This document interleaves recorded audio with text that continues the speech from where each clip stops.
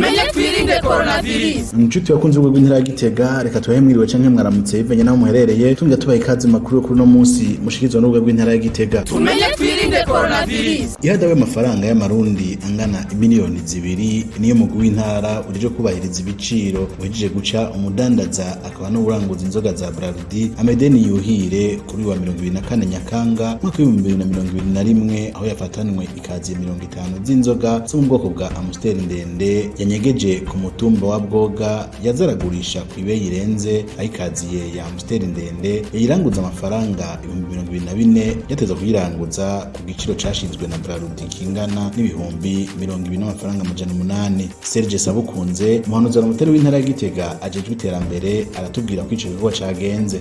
Nkuko namwe mubibona twazindukiye hano nyuma yaho abene gihugu baduteye akamo ko hariho umuntu asanzwe aronswa inzoga na Mega kuko afise depo mugabo batumenyesha yuko ariko arazigurisha amafaranga menshi.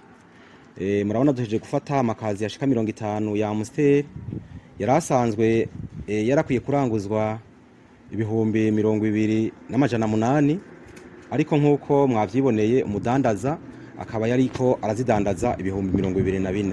Imyidogo y'abene gihugu yaradushikiriye na cane cane abasanzwe bafise ububare bati twebwe iyo dusavye inzoga barazitwandikako tugaheruka batwanditse atariki izo nzoga ntizidushikira. Rero muratubariza abasanzwe bazitwara muri Mega abo bazihabariwo. Rero uno munsi nyuma yaho turonkeye amakuru y'abene gihugu twashoboye gukwirikirana dusanga uyu mudandaza Amede akuzishikiriza abene gihugu bo mu gihe tazari zigenewe ikarazidandariza hano Ibwoga. Mbere ku makuru dufise kandi yo kwizerwa nawe nyine asanzwe yemeza nuko izi nzoga zari guca zija kudandazwa muri quartier ya Magarama ukabare bita Sagesse. Nivyo inzoga zafashwe ariko twe tubikora nk'umugwi ujeje gukurikirana ibiciro mu ntara, ariko hariho asanzwe hariho n'uwundi mugwi w'intara uhurikiyemwo bose ujejwe ibijanye n'umutekano. Uwo mugwi rero uzoheza wicare hamwe uheze ufata ingingo ico izi nzoga zoheza zigakoresha. Amedeni Yuhire uwo mudandaza akaba no uranguza izo nzoga za Braludi kubwiwe ariyemerera ko atarenganijwe mbere agakebura n'abandi badandaza batarajijuka. Mubisanzwe sinovuga ko bandenganije kosa ryabaye kandi kosa umuntu yarikoza arageme. Inzoga mu bisanzwe zitegeza kudandazwa amafaranga 20,800 ngo kubana naso ubugira ushaka kuzingurira anashi yari yinyemereye amafaranga 2024.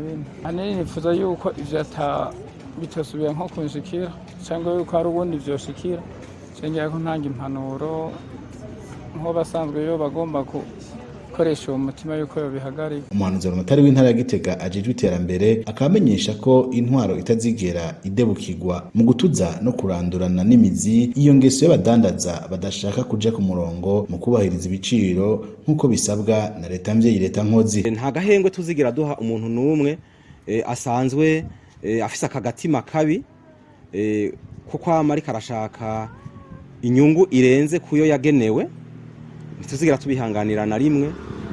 Twarahagurutse tuzotezura tuzoshikara kubagwanya kandi nkuko bamwe n'abandi bari musanze mubizi ibi bibaye ngaha se ubwa mbere bibaye vyari bimaze kuba ntibibaye rimwe canke kabiri. No kuvuga yuko rero biboneka ko uyu mudandaza ari ubu twomushira no mu mugwi w'abantu bariko baragwanya cyane umugambi wa leta mbere ndetse twovuga ko ari no mu ntumva. Ariko rero tuzoshishikara tumuhanura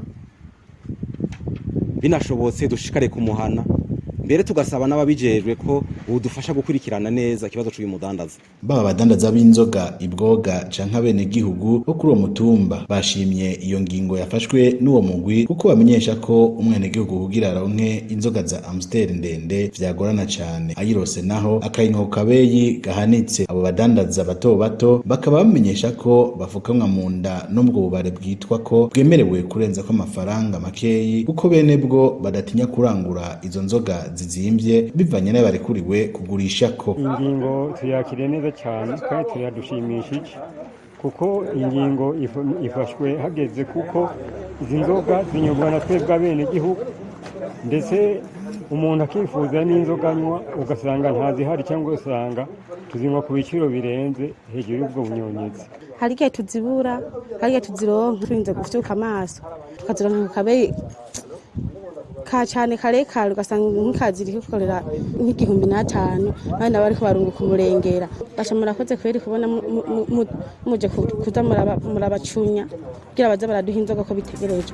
Twamenyesha ko inyuma y'ico gikorwa uwo mugwi wagendeye ubunywero bw'ibitoro bwose bwo mu gisagara ca Gitega, aho basanze igitoro kiriko kiratanga ukuri kwamye atani mirongo minini yibonekeza kuri ubwo bunywero bw'ibitoro. Abunguruza abantu n'ibintu mu miduga n'amapikipiki bakaba bashimira abajejwe intwaro ku nguvu bariko barakorana mu gutuza abo bose baza barasahura bene gihugu. Tumenye twirinde coronavirus.